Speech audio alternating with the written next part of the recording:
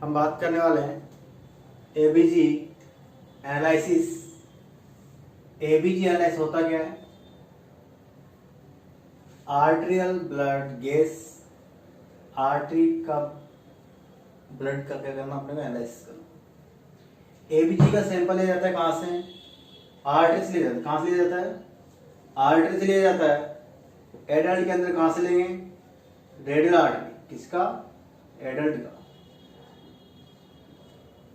दूसरा रेफरेंस देने वाले हम किसको? Brachial artery. किसको देने वाले हैं?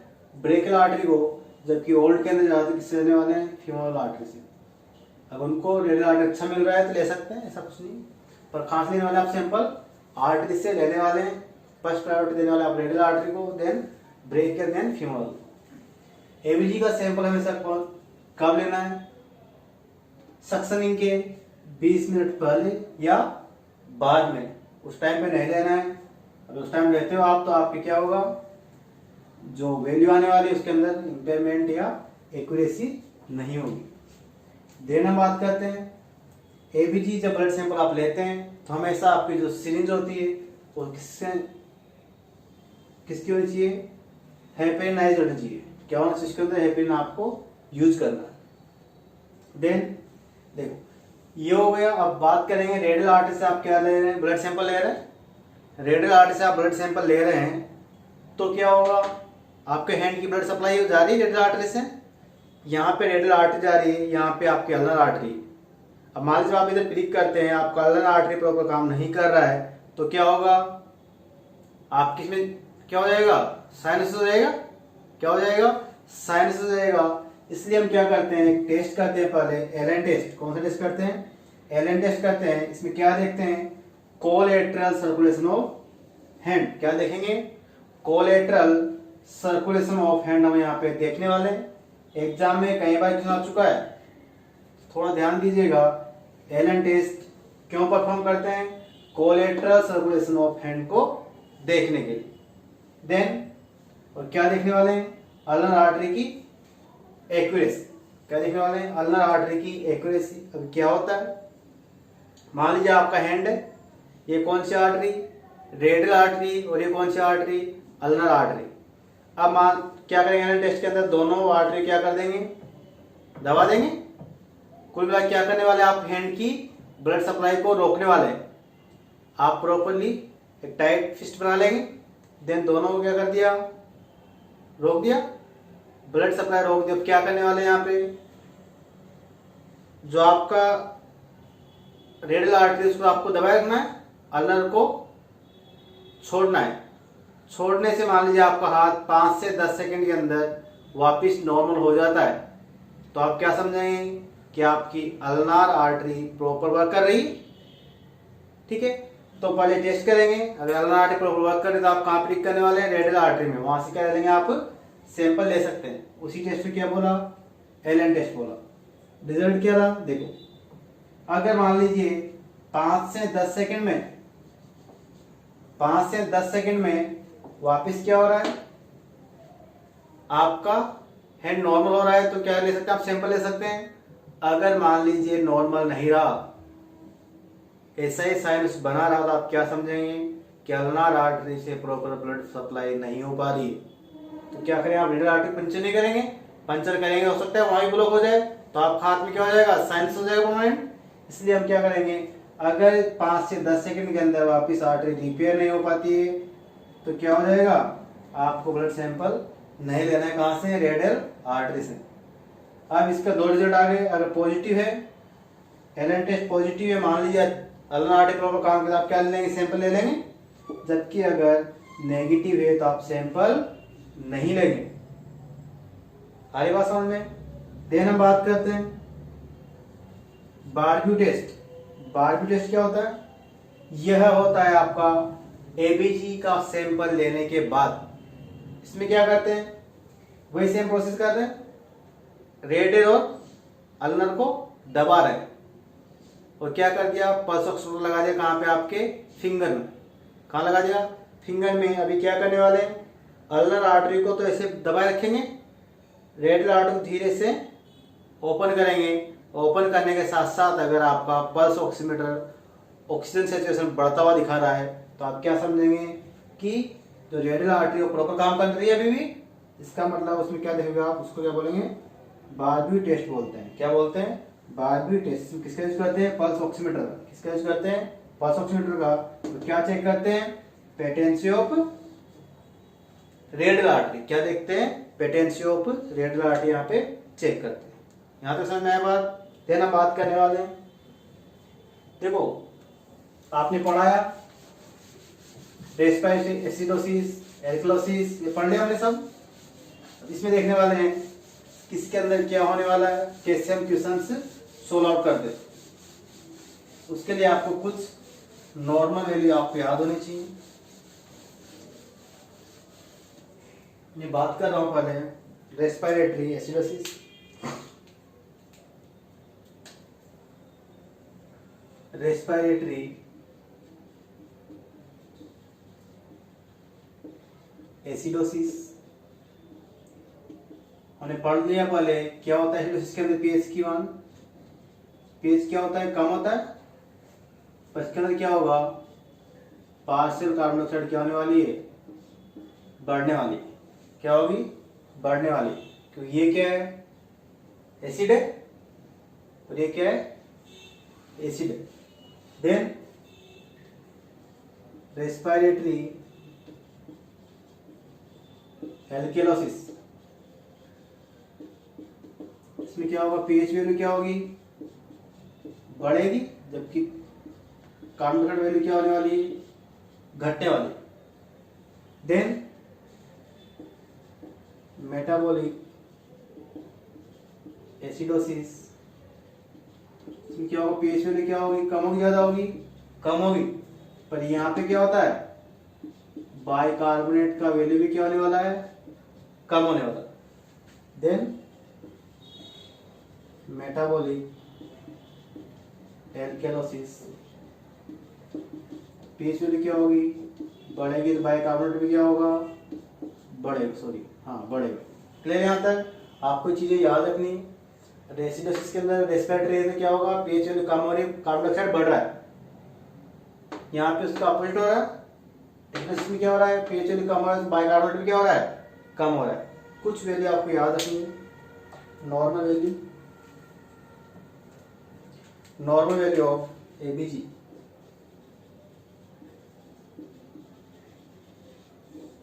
क्या क्या होता है, पीएच, ब्लड का पीएच कितना होता है, 7.35 टू 7.45 ये होता है। फिर बात करते हैं ऑक्सीजन की, तो ऑक्सीजन कितना होता है, 90 टू 100। बात करते हैं किसकी, कार्बन डाइऑक्साइड की, कितना होता है, 35 टू 45 ये होने वाला है। देन बात करते हैं बाइकार्बोनेट की, 22 टू 27, कुछ बुक्स के अंदर 28 भी आपको मिल जाएगा। ठीक है, ये प्रेशर है, ये प्रेशर है, mmHg है ना, याद रखना mmHg। और ये क्या है, मिलिक्यूलेंट है, पर लीटर। ठीक है, यहाँ तक बात समझ आया आपको, ये चीजें आपको याद रखनी है। और सैचुरेशन कितना होता है, बस 95 टू 100%। क्लियर है। ये आपको नॉर्मल डाटा आपको याद रखने हैं। क्या क्या डाटा है जो आपको याद रखने हैं, ये सब के सब डाटा आपको याद रखना। पीएच कितना हुआ, 7.35 टू 7.45 एग्जाम में आ चुका है। ब्लड का पीएच कितना होता है पूछते हैं, कार्बोनेट का वैल्यू और कार्बन डाइऑक्साइड वैल्यू आपसे पूछ सकते हैं। ये आपको याद होना जरूरी है, तब आप सोल्व कर पाओगे। क्लियर यहाँ तक।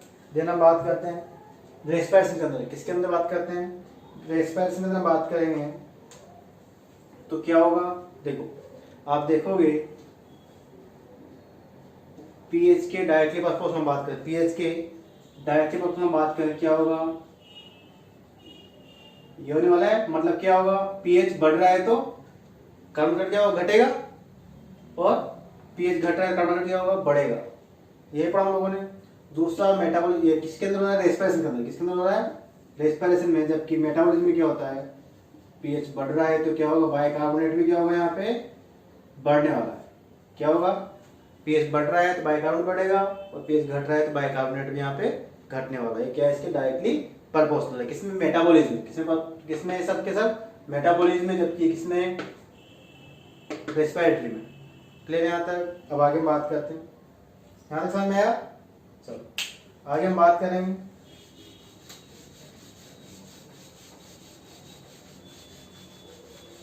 कंपनसेशन किसकी बात करने वाले हैं? कंपनसेशन की बात करने वाले हैं।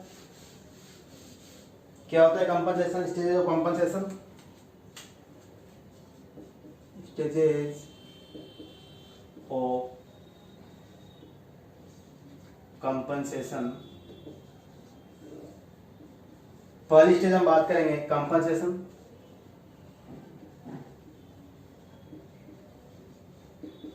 कंपनसेशन के अंदर आपको याद रखना है, चाहे वो रेस्पिरेटरी हो या मेटाबॉलिक हो, आपको ध्यान रखना है। अगर बात कर रहे हैं हम लोग रेस्पिरेशन की, किसकी बात कर रहे हैं, रेस्पिरेशन की, तो कंपनसेट कौन करने वाला है? मान लीजिए रेस्पिरेटरी एसिडोसिस है या रेस्पिरेटरी एल्कलोसिस है, उसको कंपनसेट कौन करने वाला है? किडनी। कौन कंपनसेट करने वाला है? किडनी। मतलब क्या देखने वाले हैं? बाइकार्बोनेट। क्या देखेंगे हम लोग यहाँ पे? बाइकार्बोनेट देखने वाले हैं। जबकि अगर मान लीजिए मेटाबॉलिक एसिडोसिस या मेटाबॉलिक एल्कलोसिस है, तो क्या कौन कंपनसेट करेगा उसको? आपका रेस्पिरेशन। कौन कंपनसेट करने वाला है? आपका रेस्पिरेशन कंपनसेट करने वाला है। इसलिए हम बात करेंगे कंपनसेशन के अंदर। मान लीजिए पीएच वैल्यू क्या होनी चाहिए? नॉर्मल। क्या होनी चाहिए? नॉर्मल। पीएच वैल्यू क्या रहेगी यहाँ पे? नॉर्मल रहने वाली है। जबकि यहाँ भी क्या रहने वाली है? नॉर्मल। इसका कोई रोल नहीं है। अब आगे आ जाओ, दूसरा बात करें पार्शियल कंपनसेशन। पार्शियल कंपनसेशन हम बात करें तो यहाँ पे देखो, यहाँ पे देखें मैं क्या बोल रहा हूँ आपको, पार्शियल कंपनसेशन की हम बात कर रहे हैं। क्या देखेंगे? रेस्पिरेशन क्या देखने वाले? बाइकार्बोनेट। क्या देखने वाले हैं? बाइकार्बोनेट देखने वाले हैं। और बाइकार्बोनेट क्या रहने वाला है यहाँ पे? एबनॉर्मल। क्या रहने वाला है? एबनॉर्मल। बात समझ में आ रही है? जबकि पार्शियल की हम बात करें कहाँ पे? मेटाबॉलिज्म में, तो क्या हो? एबनॉर्मल रहने वाला है कार्बन डाइऑक्साइड। क्या एबनॉर्मल रहने वाला है? कार्बन डाइऑक्साइड एबनॉर्मल रहने वाला है। ठीक है। देन हम बात कर रहे हैं थर्ड, अनकंपनसेट। क्या बात करते हैं? अनकंपनसेट की हम बात करते हैं। अनकंपनसेशन की हम बात करते हैं। देखो अनकंपनसेशन क्या होगा? रेस्पिरेशन किसकी बात? बाइकार्बोनेट करेंगे, और बाइकार्बोनेट क्या होने वाला है यहाँ पे? नॉर्मल। क्या रहने वाला है यहाँ पे? नॉर्मल रहेगा। जबकि यहाँ बात करने वाले हैं क्या नॉर्मल रहने वाला है? पार्शियल कार्बन डाइऑक्साइड यहाँ पे क्या रहने वाली है? नॉर्मल रहने वाली है। क्लियर बात? अभी कुछ क्वेश्चन सॉल्व करेंगे तो आपको समझ में आएगा। देखो छोटा हो, देखो अगर मान लीजिए पीएच वैल्यू, एक बार मान लीजिए पीएच वैल्यू मान लो कम हो रही है, उसके साथ साथ देखो यहाँ पे देख लो कंपनसेशन क्या हो रहा है? पीएच वैल्यू नॉर्मल है, बाकी एबनॉर्मल है। पार्शियल में तीनों वैल्यू एबनॉर्मल होने वाली है, यहाँ पे ऐसा होने वाला है। तो मैं आपको एग्जाम्पल के साथ आपको बता देता हूँ। एग्जाम्पल पे आ जाओ। एग्जाम्पल्स, मान लीजिए कोई पेशेंट आया किसी कंडीशन में, उसका एबीसी किया गया, उसका पीएच आ रहा है 7.35। क्या आ रहा है? 7.35 उसका पीएच आ रहा है। उसका कार्बन डाइऑक्साइड आ रहा है 30। क्या आ रहा है? 30 आ रहा है। जबकि बाइकार्बोनेट उसका आने वाला है, यह आ रहा है कितना? मान के चलिए आप 22 मान लें। क्या मान लें?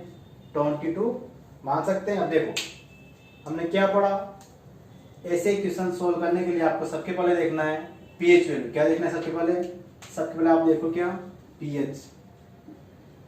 दूसरे क्या देखो? Carbon dioxide. क्या देखो? तीसरे क्या देखो? बाइकार्बोनेट। क्या देखना है? बाइकार्बोनेट आपको देखना है। देन बाद में देखना है आपको कंपनसेशन के स्टेजेस। देखो पहले देखिए आप, पीएच क्या है? इसका नॉर्मल है भाई। कहाँ पे? नीचे वाले बेस पे। क्या बोल देंगे? एसिडोसिस। क्या बोल देंगे? एसिडोसिस। यस और नो? एसिडोसिस तो है। अब देखिए पीएच घट रहा है, क्या कार्बन बढ़ा हुआ है? नहीं, क्योंकि कार्बन का वैल्यू क्या है हमने पढ़ा था अभी 35 to 45, तो डाउन हो रहा है, मतलब पीएच भी डिक्रीज हो रहा है और कार्बन का डिक्रीज क्या हो आएगा, ये नहीं आएगा ना।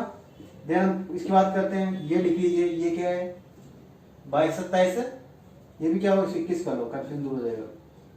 ठीक है, क्या होगा, ये भी कम हो रहा है, ये भी कम हो रहा है, तो क्या हो जाएगा बाइकार्बोनेट भी कम है, ये भी कम है, क्या हो जाएगा मेटाबॉलिक, क्या होगा मेटाबॉलिक एसिडोसिस। अब बात करते हैं किसकी, कंपनसेशन की। किसकी बात करते हैं, कंपनसेशन की। तो पहले हमने पढ़ा था कंपनसेशन में क्या पीएच वैल्यू नॉर्मल है, यस पीएच वैल्यू नॉर्मल है, तो क्या हो जाएगा कंपनसेट, क्या हो जाएगा कंपनसेशन, क्या लिख देंगे कंपनसेशन। बात समझ में आ रही है?